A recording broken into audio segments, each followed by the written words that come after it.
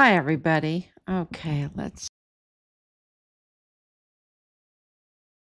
move over a little bit. Goodness. Okay, we are on 2069 days since Richard was forcibly removed from his barracks room there on Fort Bliss in El Paso, Texas, right there on base. This was internal. You have that right. This was internal. This was a betrayal. This was cartel. This was a Mormon faction cartel. And they were covering up big. They were covering up so big they had to bring in for counterintelligence Ray Velarde for that's El Mayo. You know El Mayo, the founder of Sinaloa cartel. Well, one of the founders, El Mayo El Chapo, right? Founder of Sinaloa cartel. They had to bring in his lawyer, a billionaire's lawyer, to do counterintelligence on Richard because he was a whistleblower. He was corroborating the most powerful man in the world, and that's the president of the United States, Donald Trump. During that time, uh, he was absolutely corroborating everything that our president, Donald Trump, was saying about the border and his investigations that were ongoing there at the border to stop the infiltration and the exploitation. And of course, Jeffrey Epstein and Zorro Ranch abusing and using, exploiting White Sands Missile Range and its restricted airspace. And of course, the philanthropists that were the Mormon faction protective racket, the protection racket with their dual citizen but double agent positions and positions on the Mexican security uh, security councils, where you have access to U.S. intelligence community, and we all know that Connell Wetton is as dirty as anything. He needs to face the harshest penalty for his betrayal of his country, and of course his place at the FBI as assistant special agent in charge, who leaked our son's identity to the cartel. The betrayal is so big. And, so Richard was forcibly removed. This was a system that was trying to protect the Jeffrey Epstein pipeline, the criminal trafficking, the exploitation of our military, the contracts, exploitation of military contracts, lots of businesses that were money laundering, the illicit funds. And, so it is really the epicenter of everything, really. El Paso is the epicenter for everything. And of course, we have just heard that the bullet in um, in the Charlie Kirk case did not match, that the ballistics did not match. Now, just that a ballistics report came out is interesting to me, right? Just that a ballistics report came out is super interesting. So, because in the Walmart mass shooting, I don't even think there's a ballistics report. I know that DPS DPS, so Texas Rangers director for the Western. Texas is huge, right? Texas is so huge. So the Western District, the director of DPS said that 3 years out after the Walmart mass shooting, after 24 people were killed, that they did not have a ballistics report. Okay, they did not have a ballistics report after 3 years. And here, Charlie Kirk's case has a ballistics report, thank God. Um, but of course, the bullet, um, and I don't know where they got it from, this 30 odd six. I'm not buying it. I see a maze of lies, a maze of deception. And I posted that up. And of course, our family posted that up because we've been living through this maze of deception by the very people that are supposed to be serving us, by the very people that are supposed to be investigating properly. And, that are paid with taxpayer money. So I don't buy it. I didn't buy it at the very beginning, um, because of the attempts on President Trump's life and who they were and what they were doing and the connections with this Mormon faction cartel philanthropist group that are up to no good. Absolutely. The Really, they're the troublemakers. They're the troublemakers in the world. I really believe that. Um, when they were targeting they've been targeting President Trump since he came down the escalator in 2015. But, our evidence confirmed, and this is why we're big supporters of President Trump, not because, eh, eh, because the evidence shows that they were targeting him, and they were targeting him to end his life, not only to stop him from being reelected. That was the whole Walmart mass shooting, really. It was a bloody, yeah, it was bloody. They go at any lengths to tamper with elections. And I believe that when Charlie Kirk got hit, it was because they were keeping him from, he could have been senator, he could have been very high in the government, he could have been president of the United States. And he was so young. He absolutely could. He had what it took. He had he had what it takes to reach that kind of position. And I believe that ending his life was election tampering. I believe that. Um, uh, because that's what the evidence shows. And of course, the Walmart mass shooting, where, where's the ballistics for it? No, we got a gag order. So I'm going to go through um, the Walmart mass shooting because everything going on in this Charlie Kirk case is really eerily similar to the Walmart mass shooting case. And the Walmart mass shooting case happened August 3rd, 2019, and is directly related to our son's case.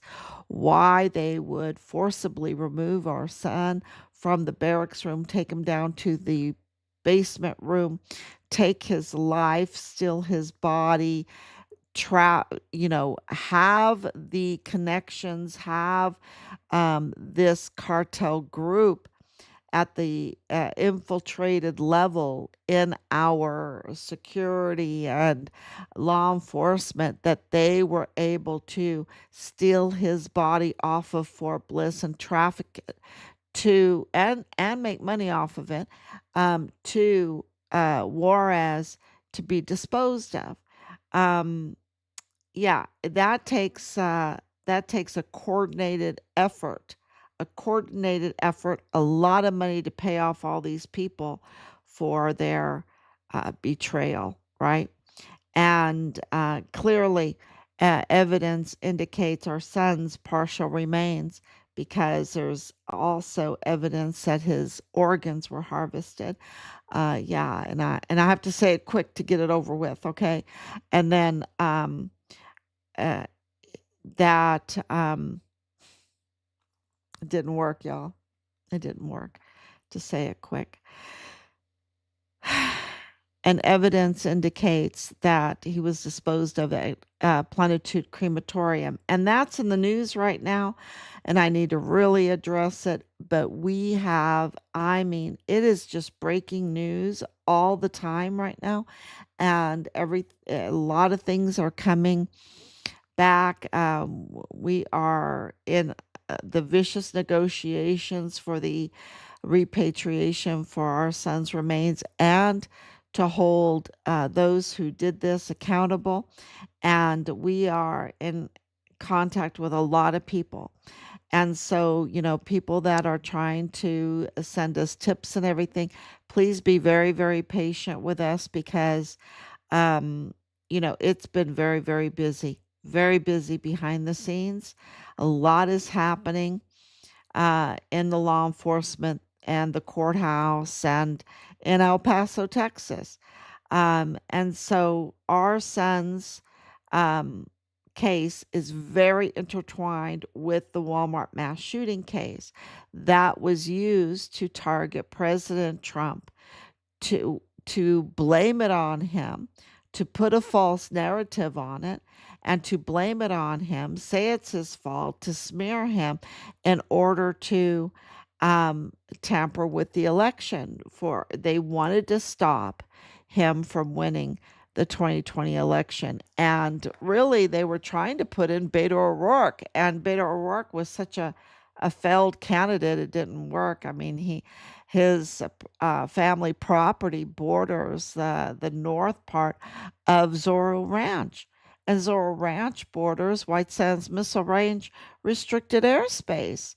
So the Duartes, the Cesar Duarte, who I really want to talk about too today, this Mexican family that was let in, invited, welcomed by the De La Vega Foster criminal group to come into the United States. See, you have to have someone like a sponsor, right? You have to have someone like, showing you the ropes and giving you access to do the dirty deeds that the Duartes did, and to buy and to have access to the banking to buy all the property that the Duartes did, which bordered on Zorro Ranch. Okay. So this is, there's just uh, so much information, but it's all coming together to be really simplified, right? Once it's together, you can really see it. Um, and Richard's case is very connected to the Walmart mass shooting case because the Walmart mass shooting was an orchestrated bloody mass shooting, okay, on August 3rd, 2019. And we believe it was in retaliation from the De La Vegas being investigated by the Trump administration. Okay, and so they had cause to um, try to pull off something like, and they did such a rush job. It was so terrible.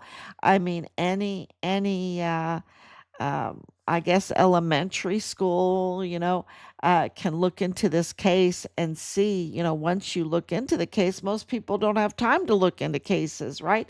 But once you look into the case, it just takes a very short time before you see all the fraud and all the mistakes that uh, tell you that the bullets don't match, right? The bullets don't match, nothing matches.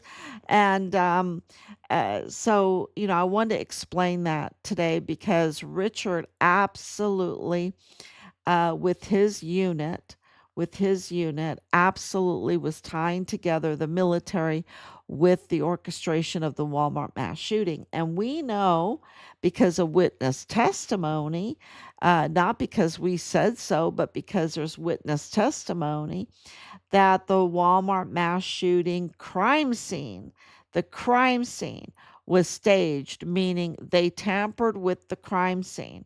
Um, and that is, so I want to show you some pictures of that. I want to tell you, I think if I show you pictures, I think if I show you some videos, you can understand. And this is only the tip of the iceberg, but you can understand what's going on in the Charlie Kirk case, which is also seems to be very tampered with. So let's start, because if Richard was reporting his knowledge of his unit and or the military, um, and I'm being very careful what I'm saying, right? Um, Involvement in the orchestration and or the tampering of the Walmart mass shooting. Yeah, that's big news. That is huge, huge news. So let's see if I can get started. And I have a bunch of um, these open, and I'm not really that great with all of this. But if you don't know, this is Patrick Crucius. This is how they were bringing him into court. And you see how they're bringing in Tyler Robinson. He's innocent until proven guilty, right? And they're bringing Patrick Crucius into court like this. They were absolutely setting him up, because look at him. This defendant, right, who is not innocent at all. Okay, he's not innocent. He's with this group, but he has um, autism. He has autism and other mental health conditions. And you can look at him and see. The point is that when um, when he was arrested, he should have immediately, and his lawyer, Joe Spencer, should immediately requested a mental health evaluation to test him for competency to sit for a trial like this, because he was looking at the death penalty. They never did that. And that is required by Texas law, to test him for mental health and for competency. And yet they did not do it. They did not do it. There's no mental health evaluation, because they did not want it to get out that he is very autistic and has other major mental health conditions. And, so people like, oh, they're going to use a mental health excuse or whatever. And y'all, I'm beyond that. Patrick Crucius, when you see him talk, when you see him walk, he couldn't tie a shoe when he was 18. He was banging his head on the pavement when he was 3. So says the neighbors. He failed kindergarten. He had to be set um, to the side in kindergarten, or even in special education class, set aside because he would hurt himself, and he couldn't participate in class because his mental health situation was so severe. And so here he is. They dress him up with a bulletproof vest and all, the stripes and all. And not one mention that his brother, right here, let me see if I can. Um,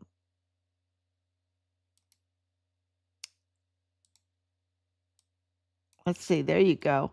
That his brother, right here, got married to the daughter of the El Paso federal courthouse manager. Okay? Not one. And here we have the marriage certificate on the 29th of May 2021. Okay? So they got married. They were engaged. They were dating. And this is the federal courthouse manager where Patrick Crucius's um, hearing was being heard. Uh, is just crazy. This is the signature, and you're going to see it again. This is his signature. We call him Pat C. And that, God has a great sense of humor because that's exactly what he is. And I'm not saying he's innocent. I'm saying that he's a Pat C, that there's active shooters that are at large. There are active shooters from the Walmart mass shooting that are at large right now. That's what I'm saying, because that's what oh, this is, how did I do that? I don't know how I did that, but, uh, and I wanted to go back. Let's see if I can go back to where I was. Hmm. Oh, there it is. Okay, so if I need to go up. This is, this is the judge, okay? Judge Guadarrama. Gosh, he's so guilty in all of this, y'all. He's so guilty because here is the federal courthouse manager. There's his daughter, Alexis Mayella, and this is the son, Michael Mayella, who is a hacker. He's a hacker. Now this is when he's younger, but he's a hacker. He interned for the FBI at the time. At the same time, he was in the DA's office with Jaime Esparza at the same time. There's Jaime Esparza right there with Patrick Crucius. Okay, this he was the DA at the time. I mean, you can't make this stuff up. And then, of course, you have Joe Spencer right there. And then this is the when they got engaged. So this is and they got married on May 29th, 2021. So yeah, and then of course this is Lorraine Mayella who loves to jog, and she likes to jog with he's a judge now, Anthony Aoun. Anthony Aoun was intake there at the courthouse.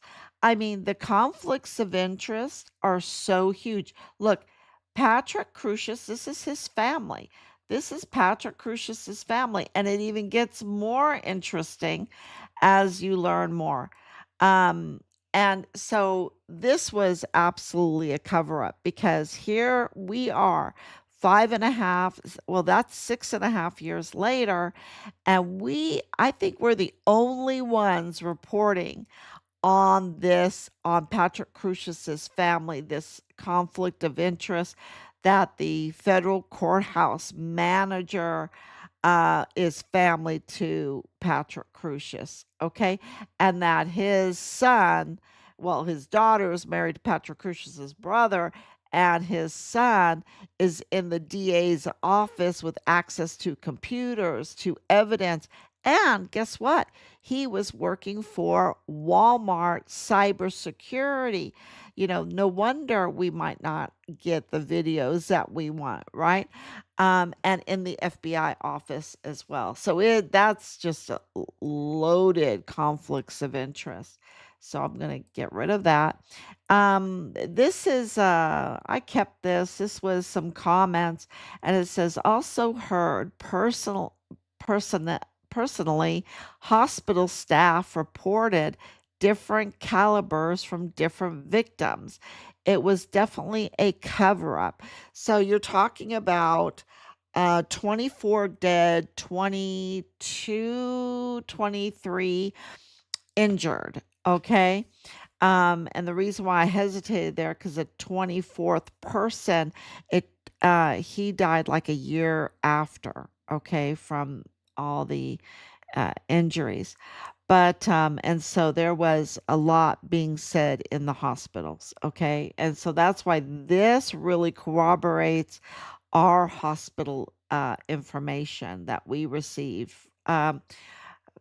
So that's really important. And the other question is, I'm confused. I do not mean to be rude, but what does the Walmart shooting have to do with Richard Halliday? Well, if Richard Halliday was the whistleblower for who were the uh, at large shooters, who were the real shooters in the case, and he was reporting that, there was motive to silence him. That's what this whole point is. Okay. And that the active shooters were military. Okay. Because you had Glennon Oakley Jr., another witness in this, who said he saw people dressed in black with M4s, which is the military chosen weapon, is the M4. This is Patrick Crusius's father, so the defendant's father, the Patsy's father, and I've played him before in the past. Let's play him for a little bit. Group of healers that were trained by John of God in Brazil. Let's listen to that again. Was this. I had a group of healers that were trained by John of God in Brazil who came through wanting to rent my space. I rented the space to them and helped them unload their van. We unloaded these large containers with something very heavy in them. I brought them all in and helped them. Okay. So what he's saying here is that this is when he meant the disciples of the Brazilian major criminal against women and children that was being promoted by Oprah, heavily promoted by Oprah. And Oprah has a home right there adjacent to Zorro Ranch and Beto O'Rourke's family ranch right there in New Mexico by Santa Fe, by the Duartes. Okay. So here he is. He has to admit, because the evidence shows it, that it confirms it, that he had a relationship with this Brazilian, the disciples of this Brazilian who is in prison now for 600 years, I think he got, because they don't have the death penalty down there and the crimes are so egregious what he did with babies and with women. So yeah, this is, and he was trafficking. Of course, he was trafficking. And he was part of the JE trafficking pipeline, the JE, the files, right? So this is the defendant's father. Very little was investigated. He never came to anything. Yeah, they were absolutely hiding, well, not hiding, but protecting him like the Mayellas, his family. And the narrative was that Patrick Crusius randomly picked El Paso, right? And that he was after Hispanic people. That is all a lie, all a smear campaign, orchestrated in retaliation for the investigations that were going on at the border by President Trump. And so the target was President Trump and trying to stop him from his reelection. So that was what was going on here. Very clear. I mean, the evidence clarifies it. It's not me saying it. So here he is with his children. Here's Patrick Crusius and his son and daughter. This is an earlier picture. They are and I should put the house up there. I always hesitate to put Patrick Crusius's family house up there because it's so beautiful. And, I just feel like, oh my gosh, I don't know who lives in that house still. Maybe they still live in that house, but these are a very well-to-do family. Okay, they have money, maybe unexplained wealth because he was also renting out storage units. So he owns some kind of storage unit thing to the disciples of this trafficker. And that begs to answer, were those storage units investigated, right? Um, Absolutely, we would like to know. Okay, so let's take that down. And then here he is. There's the trafficker down in Brazil. He kind of looks like, if I expand this a little bit, he kind of looks like to me, and I'm going to get close here. Um, does he look like Paul Foster to y'all? I don't know. There's so many double gangers in all of this. Um, I don't know, but he's over 600 years in prison because of his terrible things that he was doing. So, I don't know why I have that black spot there. I don't know, but so this is Patsy. And of course, here's Charlie Kirk and Dan Flood. Why is this important? Why do I have this here? Because um, John Brian Crucius, lived in the same little suburb in Dallas called Allen, Texas, as Dan Flood lived there, and also Brian Harple, right? Um, so this is Charlie Kirk's security, failed, failed security that they kept on. I mean, it is just the creepiest thing ever. Why would you keep on failed security? Okay. They failed Charlie Kirk. They put him in a hole. They put him as a target. Absolutely. Just the location where Charlie Kirk was sitting make them suspects because they know better. This is their job. They know better. And they're from the same town, the same little suburb, Allen, Texas, as the defendant in the Walmart mass shooting, and with this father that's so creepy. Okay, that's why that's important. Here I wanted to point out how they brought Patrick Crucius. He was absolutely guilty until proven innocent, that in their eyes, okay, because that's how they treated him.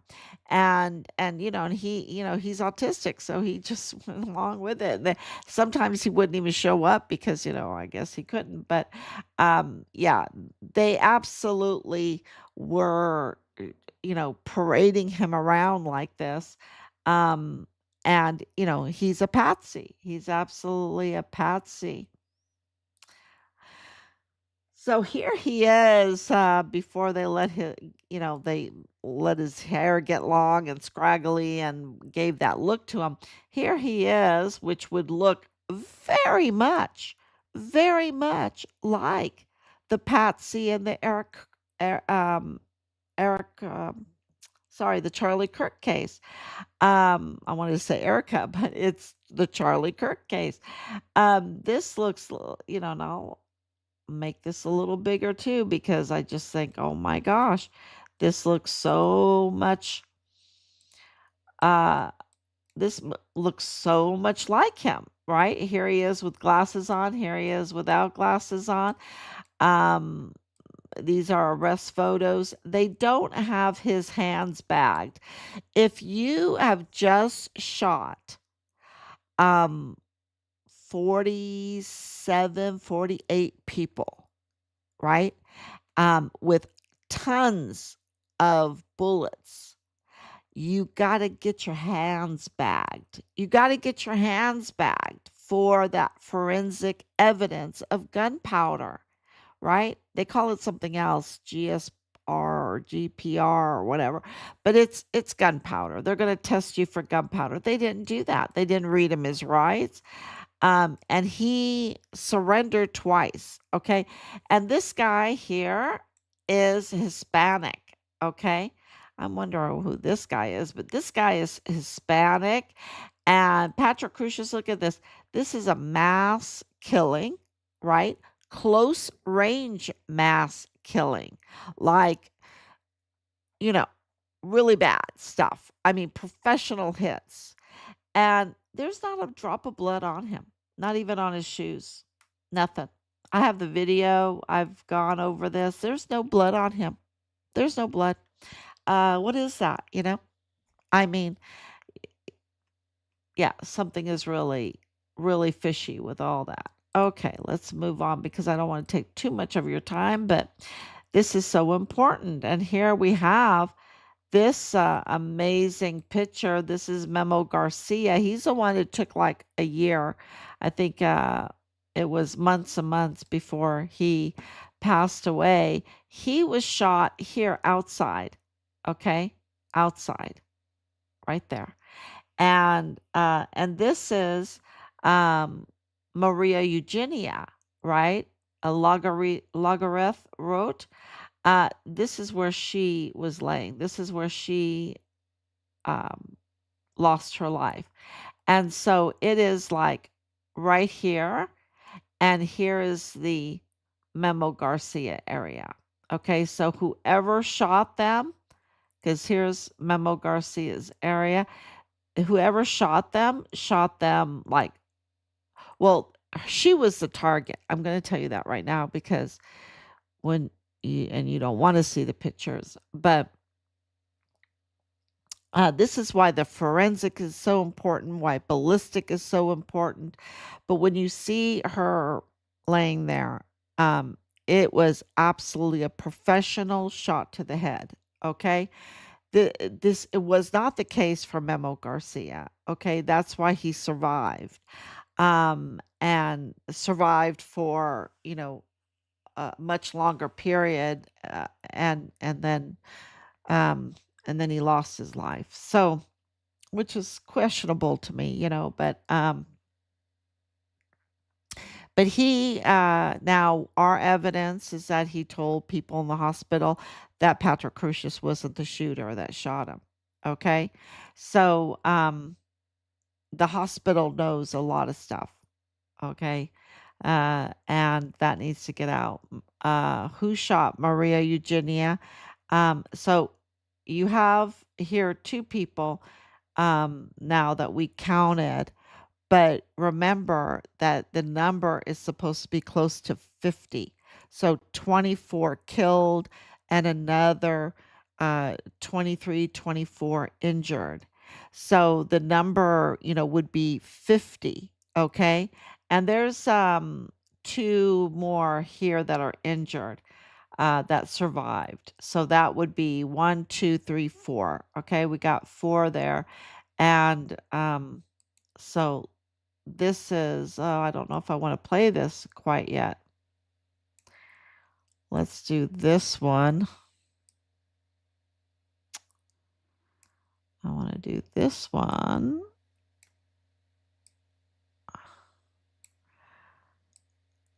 Yeah, this one here is so interesting. Here is Pat C. Okay, here is number 5.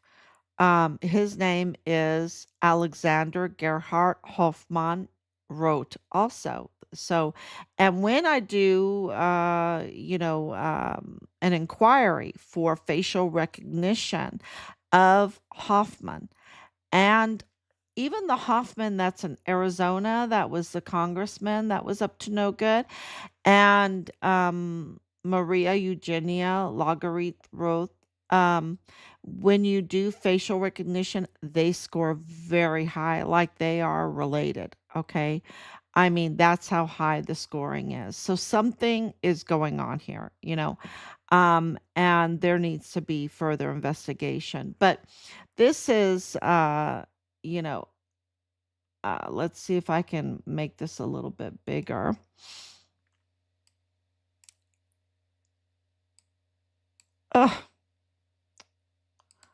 Let's make that small. Okay, I wish I was better at this. Okay, so here it is. Here is, and I hope you can see it. There. Here is Patrick Crucius, and I'll make it a little bit bigger. See, here's Patrick Crucius. He's coming in. Now, look, I've got a video. There's people all over here. Where are the people? Where are the people? And if he's shooting coming in here, like Ernest Christopher Grant was the media sweetheart, witness to all this, where are the people? Because there should even be some injured people, or there should be some people here. And there's not any people, but there is Hoffman. And here is his blood here. He's laying down here. I redacted this picture, okay? He's laying right here. This is his blood. It was a professional shot to the head, okay? They did not want him to live, okay? And his family have committed fraud in this case, just to let you know, for the Walmart mass shooting victims funds. So that is important for people to know, that something is going on here, because oh gosh, it's complicated, but I just want to let you know that we've got the proof for that. Evidence confirms it. Okay, so here's the blood, and he's coming in. He couldn't have had, the way this is here, he couldn't have had shot him. Okay, this proves right here that there was another shooter. Okay, that this was, but watch this. And we've been, I've been through this for years. So, let's see, what am I trying to prove here right now? Yeah, there seems to have been, like, okay, so here's a video that I have. See, it seems that the blood here was wiped up or something, because here it is in the video that we have, where they're walking around him, they're walking over him, they're taking pictures. This guy took a picture of him, right? And where's all that evidence, right? They did not secure the crime scene for 2 days, y'all. 48 hours. Over 48 hours, this scene was unsecured. Okay. Now, the other thing about this is, where are all the people? Because in the news articles, it says victims were laying here. This is where a lot of victims had lost their lives or were injured. Where are they? There's nobody there, just Hoffman. And then you have outside, the 4. Remember, we counted 4, so that's 5. We're talking almost 50 people. And the man that's in this video that I have, that I've posted up, he's only talking about Hoffman. Okay, he says there's a man there that's injured. There's a man there that's injured, right? He doesn't know. He walks in and he realizes, oh no, he's more than injured, But yeah, so where's the people? This is, so it seems like the blood has been wiped up. So there's a tampering of the crime scene. That's what I'm saying. And then here it comes. This is a DPS picture that was released to the public to prove that Patrick Crucius was the shooter. But what it shows, what it confirms, is that he wasn't. Because we've got this video, this guy standing over it. We've got this wetness here, right? this wetness, and it's like they cleaned it up. They wiped it up. This is a concrete floor. And then you have Patrick Crucius coming in here. It's like, so what I'm saying is Patrick Crucius was an innocent, but he was absolutely a patsy. So let's go to the next one. There's so much. Oh, we've got so much evidence. What did I do? I pushed that little arrow. Let's go back. Okay. So here is this one, which is pretty much the same, just a different angle. This is a picture of him coming in, and he never really holds the camera up. I mean, the gun up. It's always like this, but this is oh gosh. Okay, so this is dark because I redacted. This is one of my earlier pictures and I didn't want people to see the blood. Okay. But this is Kaufman here. Let me see if I can get a little closer. Here's Hoffman here. Sorry, I said Kaufman first, but I meant Hoffman, Alexander Gerhard Hoffman. And this is another person that's standing there. This is a guy, remember, that comes over and takes a picture. They're just walking around but there's nobody here and there's nobody here. But this guy comes through, and I have the video and I've put it up. This guy comes through with a baby. That is a baby right there. And we believe that the Anchandos were also victims in this hallway. So that makes 4, 5, 6, 7. 7. And the baby 8. So that's 8 that we can count. Okay? 8 that we can count. And then there's all kinds of tampering going on. So this is the Anchando baby. The parents did not survive. Okay? But the parents, the Anchando parents, were living in a house that was connected to the El Paso medical examiner that is illegal and not qualified for his position. And his position, and he handled all of these bodies, right? All these bodies. His position makes $500,000 a year. Okay. So, it's a position that really needs a lot of scrutiny and looking at, and the best qualified people, right? You need to have like medical and legal, because you are like a judge. When you are a medical examiner like that, you are a judge because you determine the cause and manner of death. When you receive the body. So this is crazy, the connections in this, because it was Veronica Escobar, Representative Veronica Escobar, that brought in Mario Raskin Ortiz, the cartel connected, illegal, unqualified individual that she put in this position to be the medical examiner, to make way more money than just about everyone that lives there, except for the De La Vegas, except the Duarte. I mean, it's just, this is the same group as medical examiner, $500,000 a year right now. So this is him going, and that is such a strange picture. The whole thing is so strange, right? And here's the Enchando baby. Okay. So let's see.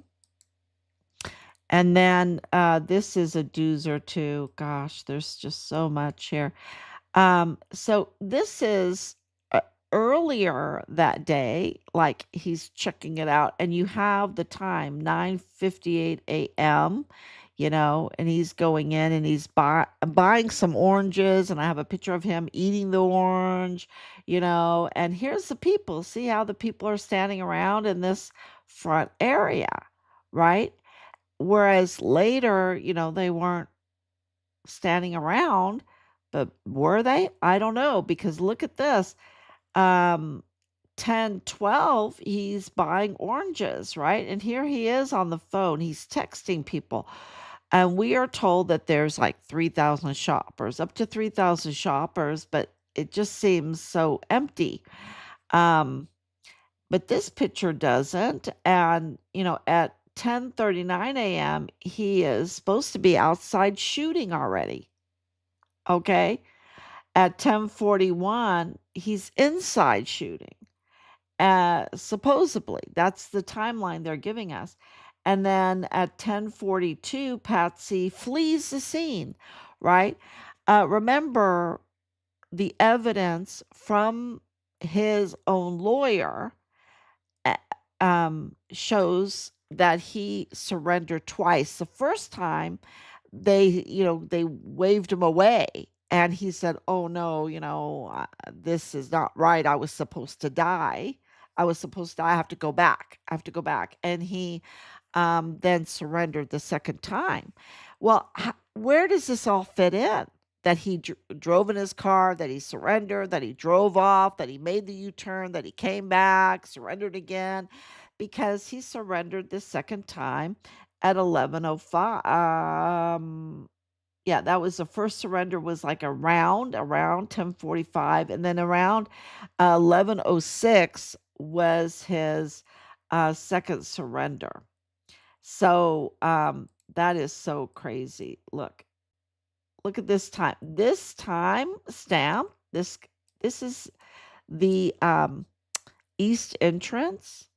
This lady kind of looks like this lady up here, but right there in this spot.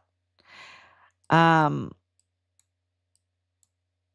who is this lady? I mean, this is a kid, going in. And this guy here, the reason why this picture is important is because the police uh, released this picture saying, "Oh, this is a suspect.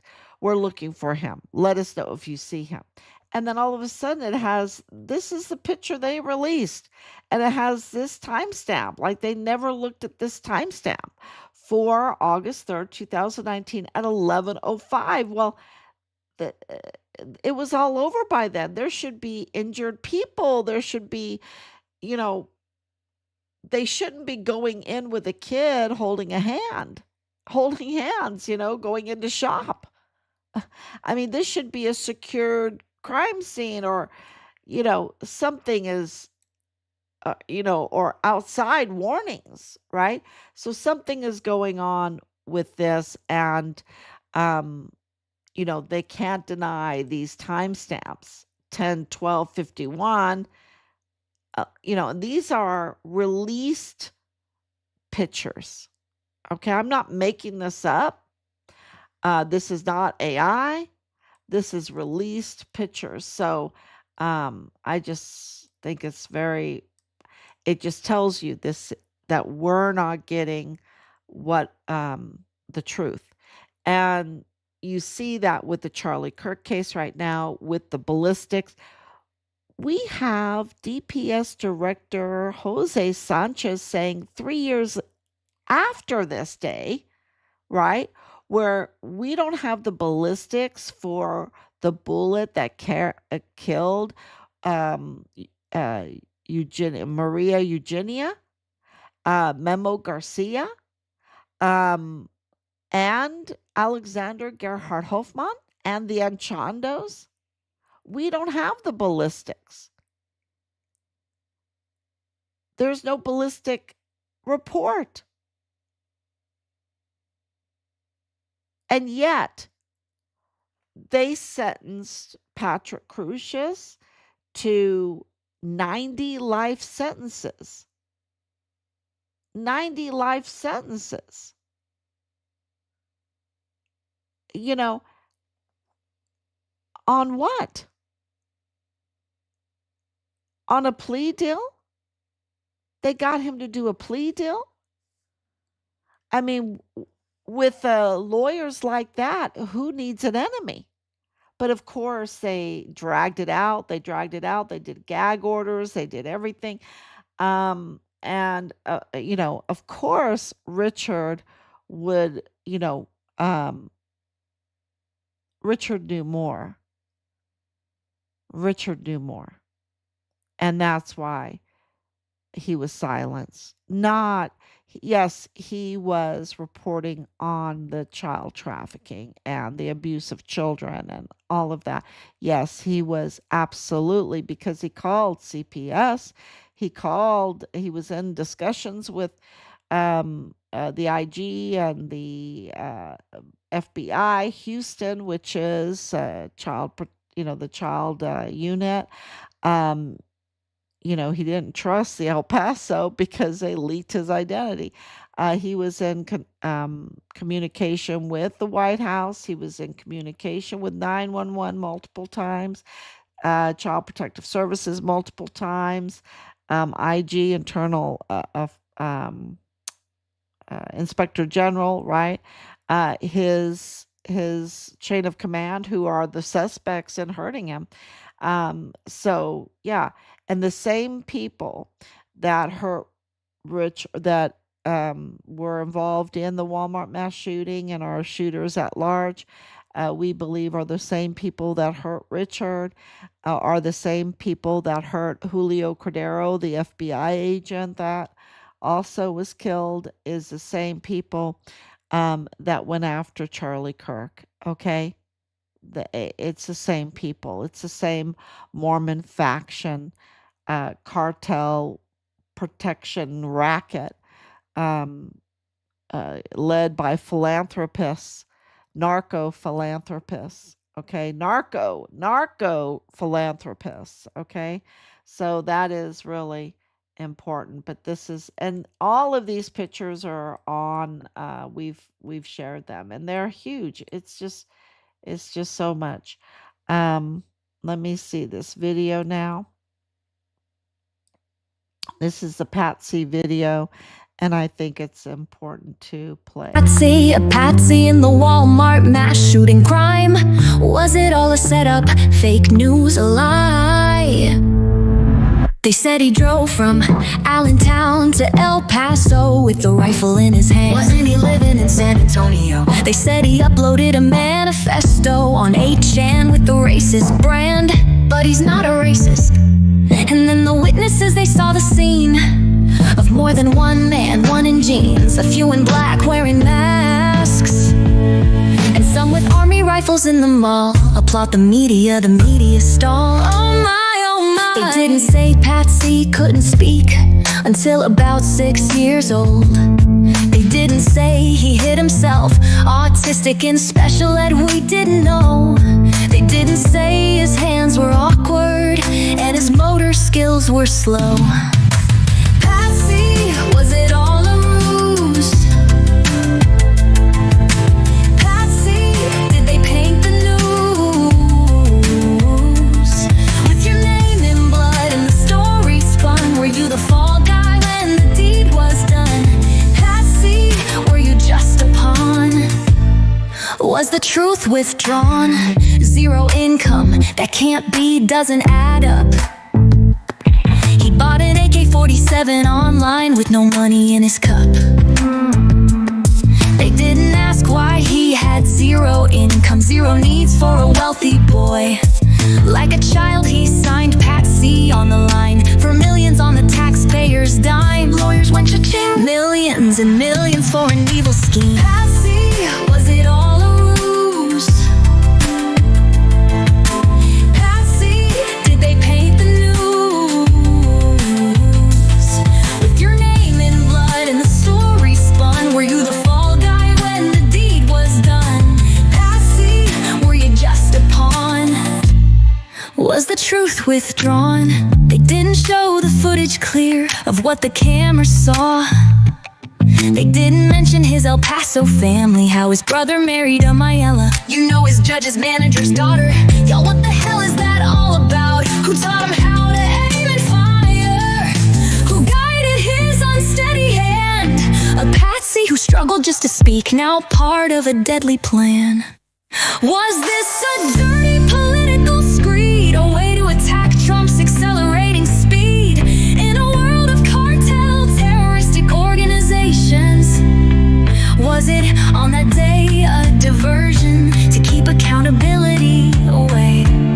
Did they need a patsy for their plan? Patsy, Patsy, Patsy!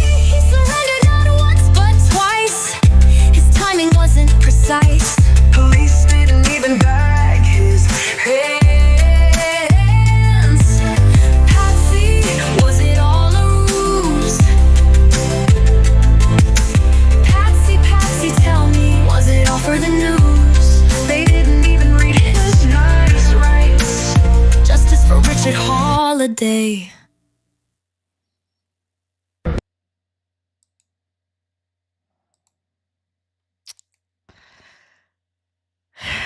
Yes, so thank you so much. I think this is really important to know that they spent millions and millions of dollars of taxpayer funds to defend him. They did everything they could to drag it out to make more money off of it. The longer they dragged it out, the more that they could charge the taxpayers. And there's no 3 years later, there was, I mean, this is 6 years later, but 3 years in, we received confirmation they didn't even have a ballistics report. Um, Look, Charlie Kirk has a ballistics report. Why can't um, the Walmart mass shooting have a ballistics report? Why do they jump to a confession when they don't even have ballistics? The media does that, and they don't. Now that we know all this information and we have all of this evidence that it was staged, that it was orchestrated, that this was absolutely attack on President Trump. And Richard found out, and he was absolutely reporting it, and that's why they silenced him. And of course, Glennon Oakley Jr., was found not alive in his barracks room on in April of 2020, just shortly before Richard, because he's the one that saw the M4s in the mall area, and he was a major witness to what the military involvement and in this. And can you imagine this mutiny, the mutiny of it all, to go after the commander in chief because you're a dirty general or you're a dirty cartel infiltrated into our military that is connected to the JE Zorro Ranch trafficking pipeline, that it's in alliance with the Mormon faction, in alliance with the Mexican cartels that are, inviting the Duartes to come in with their dirty money, to taint and their criminality to buy up all kinds of property and set up shop in the United States to taint our country. It's just, and then to have Governor Greg Abbott be involved in all of this, okay? He is absolutely dirty involved in all of this because he absolutely has done everything he could to block his administration, to block the truth from getting out. Um, and um, and there's more. There's more. So he was protecting his friends that were cartel, okay? And major cartel, like the flesh peddler cartels, the human flesh eater cartels. And I'm so sorry if you are if you voted for him, if you are, a supporter of him, he is absolutely an impersonator, and a deceiver. And, so that because evidence doesn't indicate it, evidence confirms it. Okay. Evidence confirms that he's a dirty governor. So, he needs to face the highest penalty, like these generals and like all these other um, official. It's kind of like this whole French um, Freemason, right? The French Freemason trial, 22 of them that were intelligence and police and people that were supposed to be trustworthy, and they weren't, and they escalated to the worst type of crimes. And that's what has happened here. And so, we're absolutely looking for accountability, and we want our son's remains. So thank you so much. God bless you. And ballistic reports are really important. And it seems that Tyler Robinson is a patsy. Okay. It really seems like that to us. There's just so much that is very similar to the Walmart mass shooting. Excuse me. Sorry. Thank you so much.